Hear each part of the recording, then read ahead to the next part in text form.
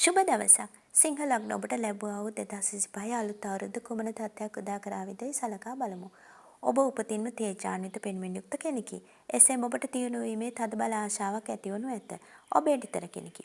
එසේ මාගිය තැන කැපී පෙනෙන කෙනෙකු වනු ඇත. පොඩි වැඩවලට ඔබ කැමති නොවේ. සෑම විටම ජීවිතයේ ජයග්‍රහණය බලාපොරොත්තු වේ. ඔබට සියල්ලෝම ගරු කරනු ඇත. බුධ හා සිකුරු යන ග්‍රහයන් දෙදෙනා පාප ග්‍රහයන් ලෙස සැලකේ. කුජ ශුභ ග්‍රහයා ලෙස සැලකේ. දැන් අපි ඔබට අලුත් අවුරුද්දේ සිදුවන දේ සලකා බලමු.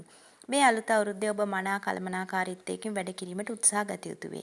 මහා ව්‍යාපාරවලට ආයෝජනය නොකර සුළු පරිමාණයෙන් ආයෝජනය කරන්න. ඔබේ ව්‍යාපාර සාර්ථකත්වයට පත්වනු ඇත. රැකියා ස්ථානයේ ඔබට මදක් අසහනකාරී තත්ත්වයක් ඇතිවීමට ඉඩ තිබේ. කෙසේ වුවත් ඔබේ රැකියාව වෙනස් කිරීමට උත්සාහ නොගන්න. ධෛර්යයෙන් හා උනන්දුවෙන් යුතුව වැඩ කටයුතු වල නිරත වන්න.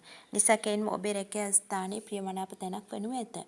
ඔබ පෙම්වතෙකු හෝ පෙම්වතියක් නම් මදක් කල්පනාකාරී වන්න. එසේම ඔබේ විවාහය මදක් ප්‍රමාදීමට ඉඩ තිබේ. විවාහක ඔබටද ප්‍රශ්න ගැටලු ඇතිවීමට ඉඩ කඩ ඇති බැවින් බුද්ධිමත්ව කටයුතු කරන්න. අධ්‍යාපනයේ නිරත වන ඔබට ඉතා සුබදායක තත්ත්වයක් නිර්මාණය වී ඇති බව කිය යුතු වේ.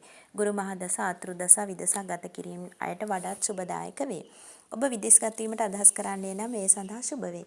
විදේශ අධ්‍යාපනයේ යෙදෙන ඔබටද සුබදායක වේ. ඔබට යම්කිසි අසුබ තත්ත්වයක් පැවතියද ඔබේ උත්සාහය හා උනන්දුව තුළින් එම අශුභකාරී තත්ත්වයන් මගහරවා ගත හැකි වනු ඇත. නිවාස ගේ සිහිනය සැබෑ කර ගැනීමට උත්සාහවන්ත වන්න. මේ තමාගේ නරක කාලයයි කිසි විටක නොසිතන්න. තමා කොපමණ හොඳ කළද බොහෝ දෙනෙකුට එම හොඳ කිරීම නොපෙනීමට බොහෝ විට ඉඩ තිබේ. එම නිසා තමා යම් හොඳක් කළද එයට ප්‍රතිඋපකාර බලාපොරොත්තු නොවන්න.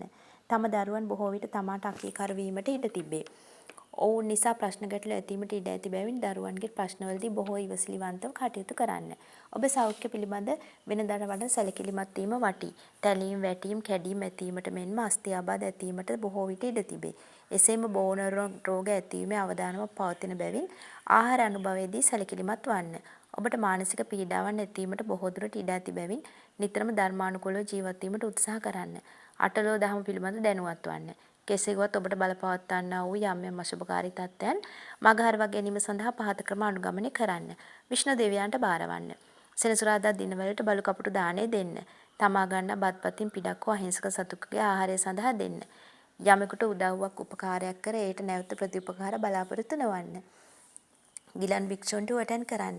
සෑම විටම අන් අයගේ සිත් සතුටින් තැබීමට උත්සාහ කරන්න. මහලු අයට ගිලනුන්ට උපකාර කරන්න.